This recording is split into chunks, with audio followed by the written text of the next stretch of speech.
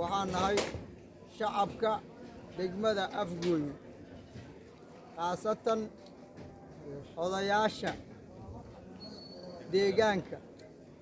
culamo u diin dhalinyaro hooyooyin intaba ka kooban waxaan ka codsanaynaa qashinkan mar sanad walba intaasoo qoys ayuu barakaci jiray qashinka aad u jeedo ayaa webiga lagu shubi jiray markaan iska qaadi maagno oo dad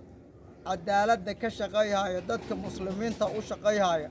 markuu qashinka nagala qaadi maagno waa nagala hor istaagay dhibaato ba'an ayaan kala kulannay waxaan ka codsanaynaa dadka shaqada ummadda muslimka loo qabahayo hortaagan inuu ka hor wareego shaqada dadka masaakiinta oo shacabka iyo deegaanka loo qabanayo inuu ka hor wareego wassalaamu calaykum waraxmatullaahi kambaniga Shabeelle degmada Afgooye afarteeda gees ayuu hore qashinka uga qaaday haddana ka qaaduu hayaa waxaan ka codsanaynaa cid lacag ku siisana ma jirto cid lacagku aslaax baynu naas ayay ka shaqeeyayeen ayagoo shacabka ugu daryeelaya